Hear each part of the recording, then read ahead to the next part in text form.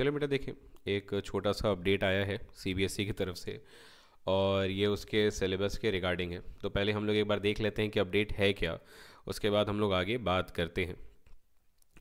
ये अपडेट है कुछ एडिशन को लेकर के। जैसे एक चैप्टर क्लास 11th में ऐड किया गया है जिसका नाम है डाइजेशन एंड एब्जॉर्प्शन।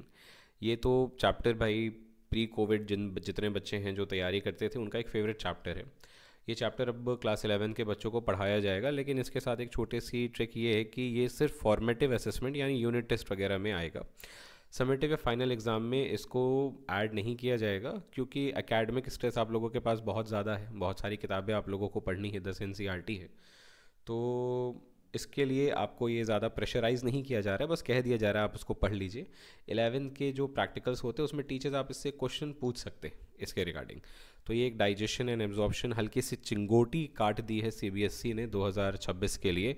27 तक आते आते इस चैप्टर का एक अच्छा खासा करारा झापड़ हम लोगों के चेहरे पे पड़ जाएगा। आगे देखते हैं। अगला है क्लास 12। क्लास 12 में कुछ मेजर चेंजेस हैं। जैसे पढ़ाया जाता है एक प्रोजेक्ट जिसका नाम है राइस जीनोम प्रोजेक्ट। क्या कहते हैं हम लोग? Rice genome project. Human genome के अलावा राइस जीनोम प्रोजेक्ट भी अब हम लोगों को पढ़ना है क्लास 12 के बच्चों को बोर्ड एग्जाम में। इस बार इससे सवाल आएंगे। एक अपडेट ये है। दूसरा अपडेट हम लोग देखेंगे माइक्रोब्स इन ह्यूमन वेलफेयर में। आप देखिए यहाँ पे एंटीबायोटिक्स को स्पेशल प्रेफरेंस दी गई है। इसके प्रोडक्शन और जुडिशियस यूज़, बेसिकली इसका जुडिशियल यूज़ जो है उसको देखते हुए कि एंटीबायोटिक को मतलब क्या होता है, उसके क्लासिफिकेशन सिस्टम और उसका जुडिशियल पर्सपेक्टिव, जैसे रजिस्टर्ड मेडिकल प्रैक्टिशनर्स क्या हैं और एंटीबायोटिक किसको दिया जा सकता है किसको नहीं दिया जा सकता है, क्या बिना प्रिस्क्रिप्शन के एंटीबायोटिक्स को कंज्यूम किया जा सकता है, बहुत सारी बातें। अगला हमारे पास बायोटेक्नोलॉजी यानी इस एप्लीकेशन में एक अपडेट है, वो है स्टेम सेल टेक्नोलॉजी। क्या है? Stem cell technology. वही टोटीपोटेंट, मल्टीपोटेंट और प्लूरीपोटेंट सेल्स के बारे में आपने इसमें पढ़ना है। और जो लास्ट अपडेट है वो है बायोडाइवर्सिटी एंड कंजर्वेशन में Ramsar sites. Biodiversity and conservation में रामसार साइट्स, यही इतने अपडेट हैं। और ये अपडेट जो है इसको ज़रा एक बार हम लोग फिर से रिकॉल कर लेते हैं क्या क्या है। सबसे पहला तो हमारे पास क्लास 11th का जो अपडेट है वो है क्या? Digestion and absorption. फिर हमारे पास क्लास 12 के अपडेट में है हमारे पास राइस जीनोम प्रोजेक्ट।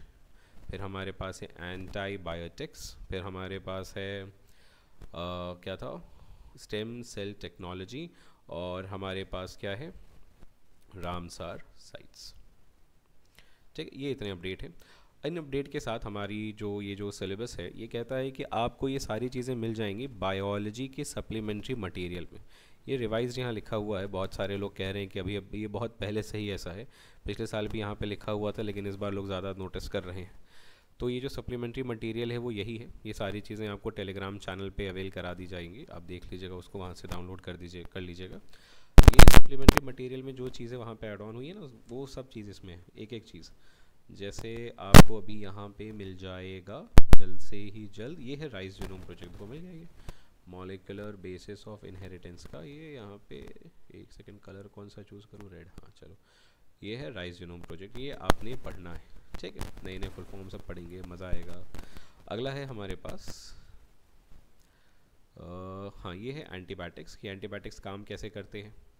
ये सारी चीज़ें क्लास में तो खैर ऑफलाइन हम पढ़ाते ही हैं, लेकिन अब हम इसको लीगली पढ़ा सकते हैं। अब कोई जैसे बच्चे कहते हैं कि ये आउट ऑफ सिलेबस है ये सारी चीज़ें, अब वैसा कुछ नहीं है। ये सब अब हम लोगों को पढ़ना है, ये सारी चीज़ें अब हम लोगों को जाननी है, क्लासिफिकेशन सिस्टम। और ये है हमारा एंटीबायोटिक्स का जुडिशियल पर्सपेक्टिव। अब क्योंकि एंटीबायोटिक्स मान लीजिए कि अगर लोग चने की तरह खाने लग जाएंगे तो फिर रेजिस्टेंस कॉज हो जाएगा, फिर माइक्रोब्स को बहुत मुश्किल हो जाएगी। देखो हाँ, जैसे यहाँ लिखा है ना, हार्ड टू किल। अब रेजिस्टेंस जब आ जाएगा तो फिर जितना आप एंटीबायोटिक कंज्यूम करिए तो फिर कुछ मतलब नहीं है, सारा प्रोफाइलैक्टिक अप्रोच की धज्जियाँ उड़ जाएंगी। उसी को लेकर के यहाँ पे बात की गई है।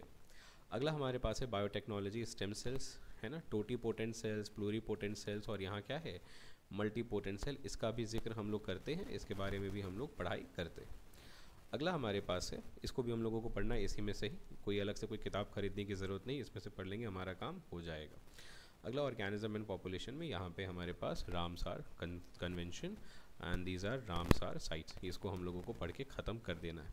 अच्छा, अब इसका जो ये जो सीबीएसई का अपडेट है, ये हमारे नीट के लिए कितना इम्पोर्टेंट है उसको एक बार देखते हैं। देखिए, ये सीबीएसई का अपडेट है और ये 2026 के लिए है, और हमने देखा है कि सीबीएसई का जो सिलेबस है, नीट उसको as it is cut copy paste करता है ना। ये जैसे साउथ इंडिया का सिनेमा है और ये बॉलीवुड है। अब होता क्या है कि नीट अभी फ़ौरन फ़ौरन नहीं करेगा, थोड़े टाइम बाद।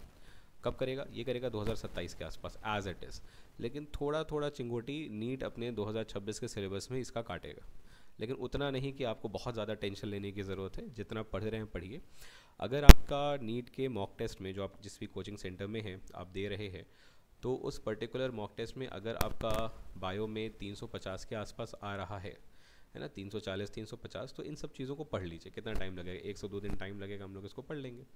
नहीं तो जो आपकी किताब है एनसीईआरटी, उसको पहले अच्छे से पढ़िए, क्योंकि एनसीईआरटी आपकी फैक्चुअल किताब है। इसको रिस्क मत लीजिए, इसको एकदम रट लीजिए, एकदम बाइबल की तरह, एकदम मस्त बाइबल की तरह। समझ आ रही है बात? एकदम आपको कंठस्थ होना चाहिए कि अगर आपको नींद से उठा करके पूछा जाए कि बताइए लाइन कहाँ है, तो आप फ़ौरन फ़ौरन बता दें।